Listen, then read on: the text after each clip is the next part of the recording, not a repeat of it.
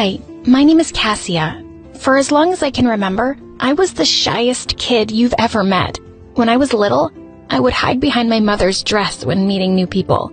My first grade teacher thought I couldn't speak for a full year. My parents were so concerned that they took me to a child psychologist to try to get me to open up a little. What the doctor figured out that my parents couldn't is that I had a huge imagination. I wasn't good at talking to people, but when she read me a story, she could see my eyes light up. I loved stories of knights and princesses and epic quests, even a dragon or two. Then, everything changed when she put paper and pencil in front of me and asked me to write my own story.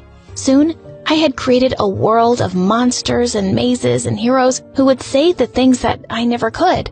My psychologist was absolutely stunned. She had never seen such an expansive imagination in someone so young. I had found my calling. The only problem was, I came from a very strict, old-fashioned family. My parents are both doctors, as are my grandparents. Our household was all science all the time. Not a lot of room for what my mom called silly kid stories. Throughout elementary and junior high school, they forced me to join sports teams and go to math camps to try and make me more sociable, but it didn't work.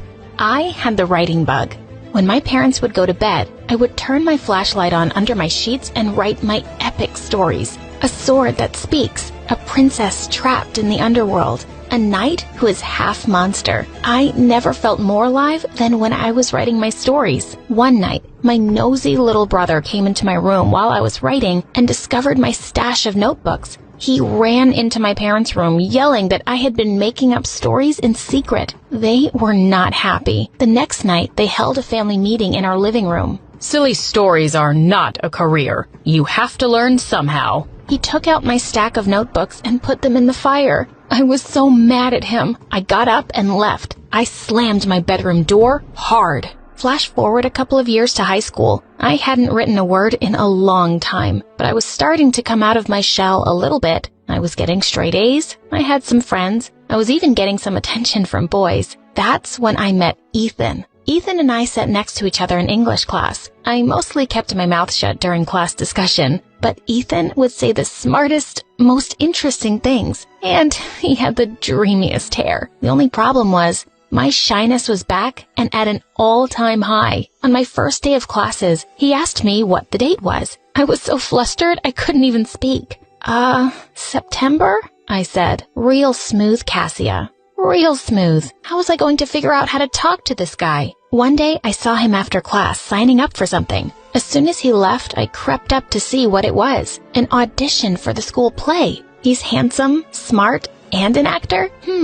There could be an opportunity here. If we were in the same play, we'd be forced to talk to each other, and maybe he'd see that I'm not a total weirdo. But auditioning in front of people? I was going to need some help. I enlisted my friend Stacy, who was one of the most confident people I had ever met. She helped me choose a monologue and memorize it. She made me feel so comfortable. It felt like a breeze. But when the time came to audition and the adults were sitting behind the table, I opened my mouth and the words didn't come out. Oh no. It was the longest 5 minutes of my life, and the director was not impressed. To make matters worse, when I was leaving, Stacy walked right past me into the audition room. Why didn't she tell me she was auditioning? The following Monday, I checked the casting announcement. Ethan was cast as the lead, and Stacy was his romantic co-star. Oh my God, this could not get any worse. Then I looked for my name, all the way at the bottom. I was playing a serving maid with no lines. Some plan this was. So there I was at every rehearsal, watching my former best friend and my crush do romantic scenes together. Stacy was looking at me from the corner of her eye while touching Ethan and holding his hand. Ugh. So gross. She is terrible. To make matters worse, the play was really bad. The story was nonsense, and the dialogue was even worse,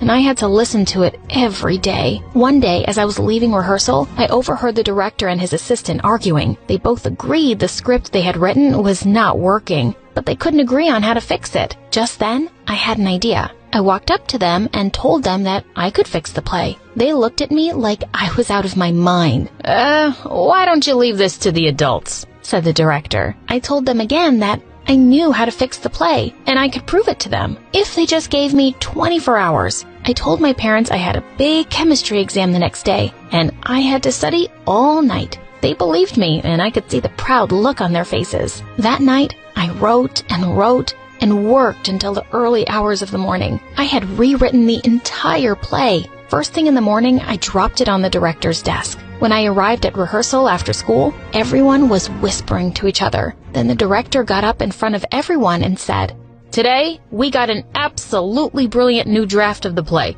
I am amazed. I need to thank "You," I interrupted.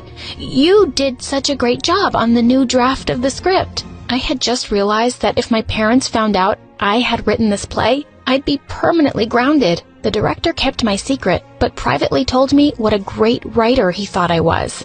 Wow!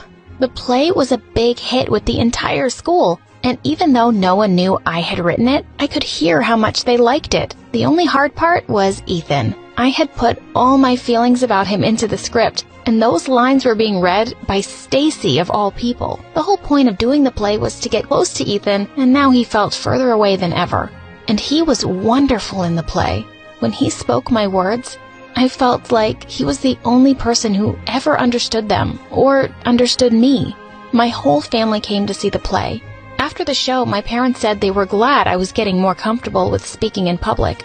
Little did they know I had written my own lines for myself. I had kept the secret well, but I was tired of lying. "Mom, Dad, I wrote this play. I don't want to be a doctor. I want to write." They were furious with me. I should have never let you do this play. You're right back to writing these useless stories. For the rest of the school year, no friends and no going out. And when you are at home, you are studying your sciences. I didn't care. I was tired of keeping my true self a secret. With my newfound confidence, I marched over to Ethan. "Hey, I just wanted you to know that I think you're really cool. Do you want to go out sometime?" He said, "Sorry, but I'm seeing Stacy." Stacy? I should have known. If only I had acted sooner. Soon I found out that Stacy had even told everyone in the cast that she had rewritten the play. What a liar. Did Ethan believe that? I was so mad. "How could you do this to me?" I asked Stacy later at school. "I thought we were friends." "You were never going to take credit for the play, and you were never going to make a move on Ethan. So I did. What are you going to do about it?" Oh my God, who did she think she was? So I decided to do something all right. For the next few months, I wrote and wrote and wrote. I was grounded, of course, but it's not like my parents could take away my computer. After a while, I had a polished draft of my new masterpiece play. I sent off my script and my essay to a handful of colleges across the country.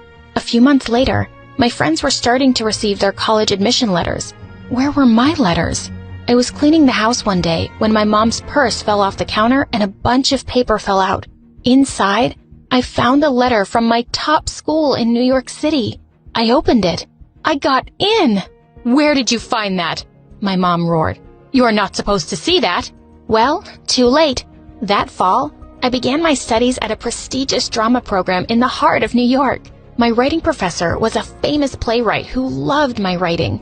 She challenged me to be a better writer and nurtured my talent. Near the end of my first year, I had a new play and was auditioning actors to be in it. Imagine my surprise when I saw who walked in. Ethan, my high school crush. Of course, he was perfect for the role.